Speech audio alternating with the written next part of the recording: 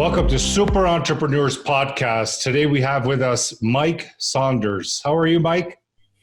Hi, Shay. Doing really good. Thanks for having me on. Yeah, thank you so much for coming on. Just start with introducing what you do. Where are you calling in from? Yeah, I'm calling in from Denver, Colorado, and I'm an authority positioning strategist. So I help entrepreneurs be seen as a number one authority and expert in their market so that they are the obvious choice to their clients, and just a variety of expert positioning packages, all geared to make you look like that celebrity that you need to be.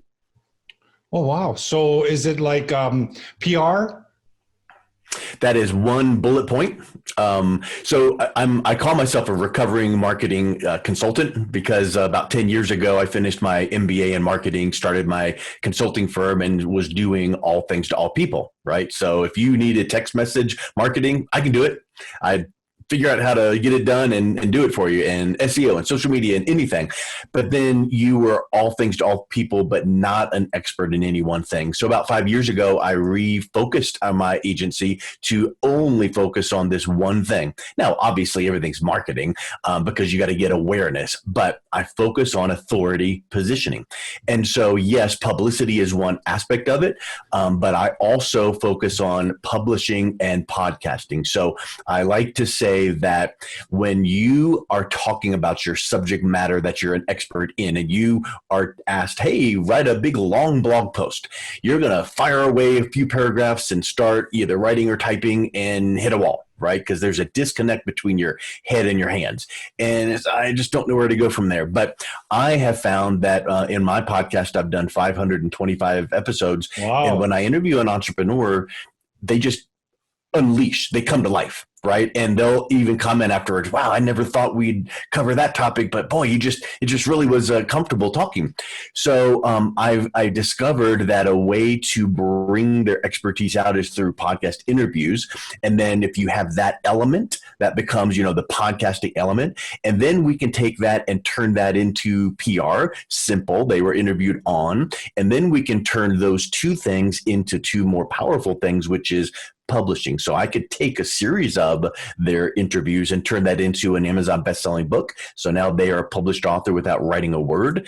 And then we can actually go, well, you know what? That podcast series was pretty fun, right? How about if I do a done for you podcast where you've got your own show and I coach you on how to use it to bring in new clients? So all of that is surrounding podcasting, publishing, and publicity. Well, that's great. It's a good combo if you look at all three. Yeah.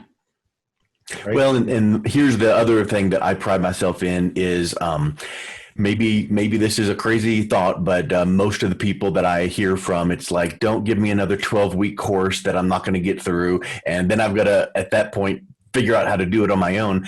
So my packages are done for you. So when I say I help someone become an Amazon bestselling author, it's 30 days. Done. And it might take 3 hours of your time total, and it is handed to you. And same with the podcast package.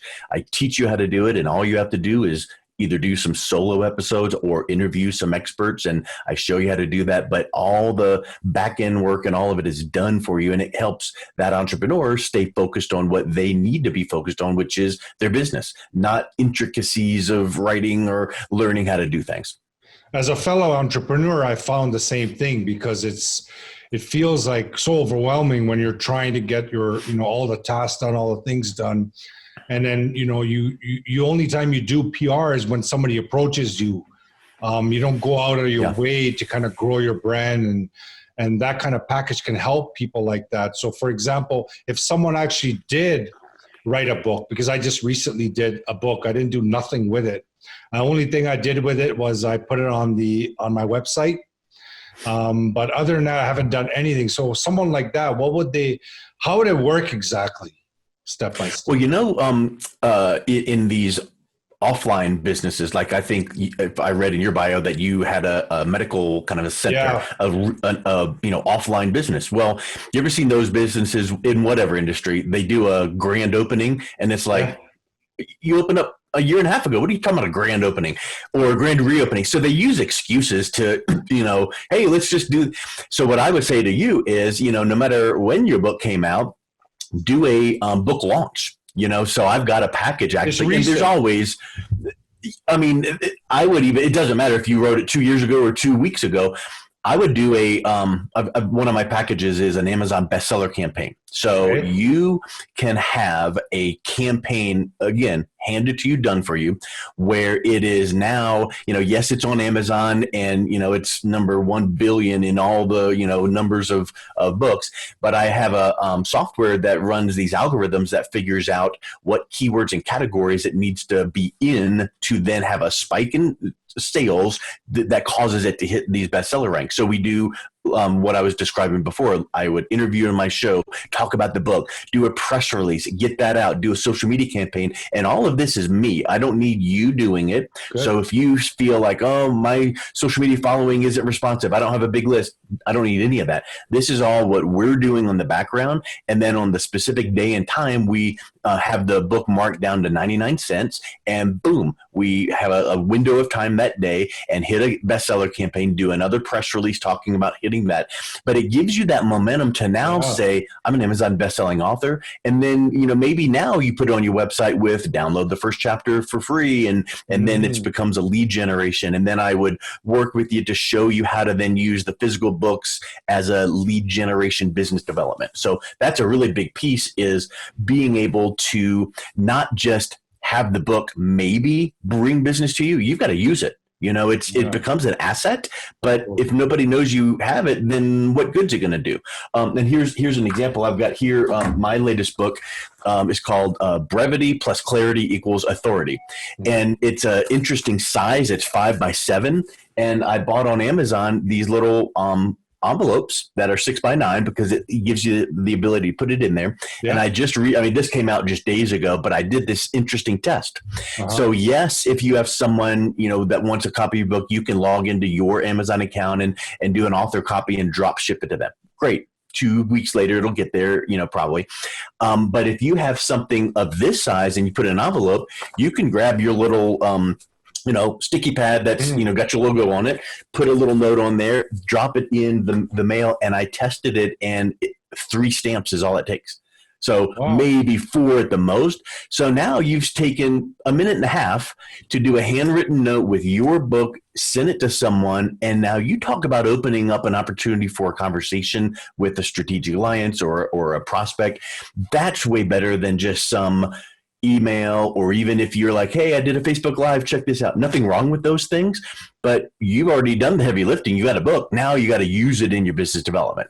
Yeah, and that's what you lack a lot of times as entrepreneurs. We do it, we end up putting it on our website for, opt-in. I get a couple of people opt in for it a day or so, right? But nothing like what you're talking about, because that's like pushing it to the next level and utilizing it the way it's meant to be utilized. But what are your thoughts about a lot of entrepreneurs? They think about being on the New York top seller list. They're whoever you talk to, that's what they aim at. How do you compare that to Amazon? There is no comparison. If you're a New York Times or a Wall Street Journal bestselling author, that's the top of the top of the top. Done. But that's what they all aim for, right? Right. That's the top 0.000%. I mean, hardly anybody gets there. And even though you could get there, I have heard reports from people that got there and they had a spike in interest and yay, I got some speaking engagements or whatever, but it's not like the be all end all. It's not like it is the last thing you ever need to do. So it's just like anything else. You have to use it. So yes, it's like the ultimate, goal. But there also are people that that will teach you that there's ways to buy yourself into that. Well, do you want to spend $20,000, $30,000 or more? I mean, like a lot more to get to that level. And then maybe you recoup all that and maybe you didn't. So in today's day and age, people are so busy that if most audiences that an entrepreneur will speak to, whether it's a live or virtual or their small target audience, being an Amazon bestselling author is great, and having a tangible thing, and you know what? Sorry, Frank Kern or whoever else that you want to think about, having a PDF download of a book and charging $5, yawn, my opinion, right? Mm-hmm. Having a tangible thing that you can send out is where it's at. And here's another thing. This is the title is Brevity plus Clarity equals Authority. And it's the first iteration of my new package of publishing called a brevity book. Because have you ever read Tools for Titans? Like 700 plus pages, Tim Ferriss, or there's another one I read called The Dream 100, and it's literally over 1,000 pages. Well, those are extreme examples, but many business books are 250, 270 pages. And I saw a statistic when I was researching this book that over 60% of books out there are never read, start to finish. So they get it. I read the first chapter. They don't finish it. This style book, brevity book style, is fast, hard hitting. It gets to the meat of what you offer, and it's meant to be read in one sitting. Well, if you distill down this. Well, that's the whole point is, as an entrepreneur, we need to teach our target audience content marketing. We need to teach them something. Well, you can't teach them the breadth of your knowledge in one fell swoop. They'll never get it. They'll get, shiny object syndrome, and they'll zone out. But what if there's that one nugget? Right? What if you think about the buyer's journey, 3, 4, 5, 6 main pillars that you need to teach your target audience? You don't teach them all at once. What if you took that one nugget and that's the focus of that one book? And in that book, you taught it very succinctly. And now they get it. And it's like, and it's written in a direct response style, like for instance, throughout this book here, I'll make some points and I'll go, hey, and I'll have a little call out box. If you want to learn more about this, and most, you're probably thinking, Shahid, go to my website. No, guess what I do? If you want to learn more about this topic that I just talked about right here, just Google the phrase heuristic authority positioning and you'll find my Forbes article. Well, now someone reading that book is like, okay, he's got the book. Okay, cool. And Forbes, and I'm telling them just go do it. Just go Google it. And now it is, that's another kind of shiny point about your brand is you're published on Forbes. And then another aspect is I position all of these things called authority positioning assets into what I call an authority positioning portfolio. So you think about a fashion designer or website designer, hey, let me show you what I have. Here's my book or here's my website with all my examples. Well, as a business strategist, what do we have? So I have a federally registered trademark on authority positioning portfolio, which is the collection of all the assets that we build about ourselves. And you think about the word asset. A home is an asset because it is solid, tangible, grows in value. So here's a question for you. How long does the Facebook ad campaign work for you? For me, if I'm running a campaign? For anybody, yeah. For how long does a Facebook ad campaign work?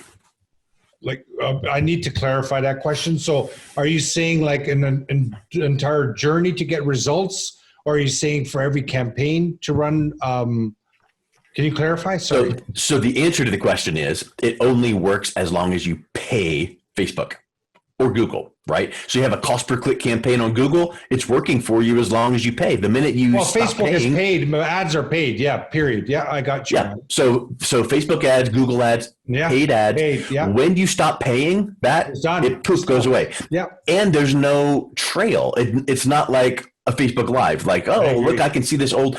So you think about an authority positioning asset. Well, a Facebook ad campaign is not an asset. No. It's only an asset as long as you're paying for it. But if you have a press release, if you have podcast interviews, if you have your book, all of these things now become these long-term assets on Google. Well, when someone Googles your name, and don't kid yourself, they do. And in fact, many entrepreneurs that are thought leaders or entrepreneurs, they don't need traditional SEO. Now, if you are the local dentist, the local chiropractor, you need city chiropractor, you need that. You can't get away with that. But many of the people that we will work with are referred word of mouth or networking or a meeting or a virtual event, and they're going to Google your name or your business. What are they going to see? Well, of course, they're going to see your website, but hopefully they will see some things like, hey, they were mentioned in, hey, they've got a podcast. Let me listen to that episode. And when you can have those things out there, that attracts and draws them in because you're teaching them before you even connect with them on the phone. So you mentioned something about Forbes. So is that something that you help them as well? No, because I am in the Forbes Coaches Council, and they are, like for instance, do you remember way back in the old days of online marketing, you would submit an article to an article directory and get it published in like 127, different to get backlinks. Well, that's like submit, upload, approve, done. Well, Forbes, I've published 16 articles, and it's not like that at all. You submit it, and they're like, change it. Yeah, I mean, editor comes back and goes, nope, change this and so they don't allow me to then link to someone or focus on you. Right. So I can't bring my clients in there, but it's just something that that helps my brand out. And for certain people that I work with, if they wanted to explore being on one of the councils, there's like a coaches council, a technology council, there's a different councils. So that could be an avenue that they could go. Mm-hmm. No, yeah, definitely. Is quite beneficial for someone to be part of that council, but it's just for their own business. It helps their authority position. And you said something in a minute ago that I thought was really interesting. It leads into another thought, which is, a lot of people sit around and wait for the media to find them. Yes. Well, guess what? 99.999% of the time, the media won't find you. Sorry. You're not going to be that, figurehead on CNN. It's just 1 in a million that get that. So you've got to, and I'm going to use a word that sounds really bad at first, right? But you've got to manufacture your authority.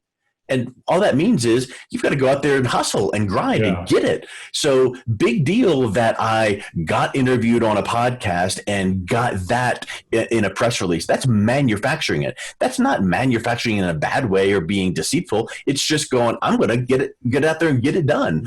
And then there's many, many stories I hear about these journalists that are looking for stories. And if they're looking for something in your specific niche, now they see, they don't want to see the guy with a Wix blog post or a WordPress blog post. They're going to gloss over that. But someone interviewed on a podcast or mentioned in the media or has a book, now you rise to the top where there's a better chance of being found. But you've got to get that process started yourself. You have to start it, yeah. And that's why it helps with doing something like what you're mentioning, is because it gives you a foundation. Yeah. Right? It gives you a foundation to start. And it's so important for entrepreneur journey to have this written about them as well. Sorry, go ahead. Well, think about your prospects. No matter what line of business you're in, what type of entrepreneurs that you happen to be, it's rare that you will have like wake up in the morning, ding, here's a Stripe payment, PayPal, a new payment that came in without speaking to someone. Because, we don't sell pencils or T-shirts most of the time. Most of the time, we're selling packages of consulting and entrepreneurs. So when we have a meeting, a sales discovery meeting, how can we pre-frame that meeting so that they see us not as a salesperson and a pushy salesperson? Maybe if we sent ahead of that meeting, hey, Shahid, looking forward to our call next Tuesday. I'm going to learn a little bit about your business. I'm not going to be pushy. I'm just going to find out if there might be a fit, just explain what I do. So have a great day. Oh, hey, by the way, before we meet, before today and next Tuesday, here's a link to some of my Forbes articles or a couple podcast interviews. A lot of my clients that I worked with before they were a client, they had a question on this and this and this. And so I actually did podcast interviews on the top 3 questions. So listen to these ahead of time. It'll help you out. Well, what does that do? That fulfills content marketing, teaching, but also it fulfills authority positioning because there's a phrase I learned just a few months ago, and it's from way back in the 50s or 60s. The medium is the message. And what I take it to mean is where your message is many times a lot more powerful than your actual message. So think of it like this. Let's say that you were teaching on a point that you educate your prospects on, and you did a Facebook Live. And you did a 5-minute Facebook Live, and there it is. That's great. It was teaching. It was good content. Yeah. But the barrier to entry to do a Facebook Live is nothing. You have a free Facebook account, you hit go live. Yeah. Or if you did the same teaching on your WordPress blog. Hey, my website is WordPress. Most websites are because it's a great platform. But everybody knows that you just go click, upload, whatever. But if that same teaching was in a podcast episode, wait a minute. Or that same teaching was featured in a chapter in a expert focused book. Now it takes on that whole other level. So being able to take that, the main points from a buyer's journey and elevate them to the right platforms and then get them out ahead of a meeting. Now you go into that meeting, whether it's phone or live Zoom, and now you're being able to be that trusted advisor rather than some pushy salesperson, because they're like, you know what? Hey, to be honest with you, I didn't listen to every syllable of every interview that you sent me for those 3, but I listened to most of a couple of those, and I glanced over the other things. So don't kid yourself. If you write a book and send it to someone, they ain't going to read every word of it. Right. If you have your own podcast and you send them 3, they're not going to listen to but the fact that you have them and the fact that you use it in your business development, that sets you apart, because the other people are just pushy, your competitors. So you rise above your competition by having these things, and then you use it in your business development. And then it's up to you to develop rapport and find their needs. And if your product meets the need, good. If it doesn't, then you weren't going to get it anyway. But these authority positioning assets gives you the best at bat. I totally agree. And you, how many countries is your podcast in? Well, I'm in Denver, Colorado, so who knows where people listening to it, but it's just iTunes and Spotify and Amazon Alexa and Amazon Music. So it's on all the typical podcast platforms. It's called Influential Entrepreneurs. Influential Entrepreneurs. And we already have all your links and everything. When we put it in the show notes, we'll include everything in there for anybody that wants to connect with you. So your target, the people that you like to work with it sounds like they're small business, right? Mostly? I say entrepreneurs because, and I mean, obviously a business owner is an entrepreneur, a small business owner is an entrepreneur. Yes. But you hear these, gurus and experts that say, focus on a niche, like, be the marketing expert for chiropractors. And I feel that I don't have to be, and this is a tip for many coaches or thought leaders, you don't have to be that thought leader for that one vertical. But if you have a special way of approaching things, like for myself, I don't need to be a marketing expert for dentists because I'm an authority positioning strategist. That's my niche and my focus. And and that applies for if you own a local shop, or if you're a chiropractor, or if you're a coach or a consultant. All of those things fit now in my focus niche, which is authority positioning, as opposed to, you need a digital marketing agency that does this whole litany of things. Now people are like, well, which one do you do best? I don't know. So I do one thing really well for entrepreneurs that need to be seen as that expert to land new business. Excellent. So we always like to also ask, because of the name of our show, Super Entrepreneurs Podcast, what would you feel that your superpower within is when it comes to your work? I feel like it is seeing opportunity. When I talk to or work with an entrepreneur, is seeing an opportunity in their business to see where some of these puzzle pieces fit that they might not have thought. Yeah, because, like for instance, I mentioned a few of my, packages, and I've got a call literally in an hour, and I'm sure that most of them won't fit this person, but this one and this one probably will. So being able to see where the fit will be and then lay it out. And so many times we as business owners are, you miss the forest for the trees, so I can from the outside look in and go, hey, have you thought about, and then not only in my packages here, but here's something else you can be doing. And it doesn't even benefit me, but if you would do this and this, that's going to be really helpful, because now these things really fit together. So I would say seeing that big picture and giving that advice for that blueprint roadmap of where to go from there really helps fine tune, because otherwise you've got shiny object syndrome. You're just going all over the place and trying things, but never giving enough chance to really make them work. And with the focus on authority positioning, it's different enough that it's like, hey, most of my competition is doing whatever, pick it, a webinar or sending out emails, but they're not doing this and this and this. And wow, that sets me apart. And the first time or the second or third time you get some of the feedback like, wow, that was really cool, or congratulations, it fuels that to make you want to do even more. And that's so important. Like as an entrepreneur, it's so important to work with someone that can have that kind of matching the puzzle, if you say, right? Like I would rather work with someone that can actually guide me and tell me, hey, you know what, this is how we're going to do it. This is the design. This is how we're going to put it all together. Yep. Because it's so important, right? If you go to one package, they say, okay, buy this. I'm going to get you on Forbes, for example. And that's it. There's no strategy behind it. There's no putting it together with that client, right? You're not matching anything. You're not creative. So that is a very good point that you made. And that's about it. So I wanted to thank you to coming on the show. Mike, you're welcome. It was a Thanks pleasure. Yeah, thank you so much for coming on. Great information. If anybody wants to connect with you, they'll be able to in the information. Is there any kind of advice that you want to give to any listener before we go? I would just say, pick something and do it. Knowledge is power is a famous old saying, and people are like, oh yeah, knowledge is power. And it's not true, because knowledge is potential power.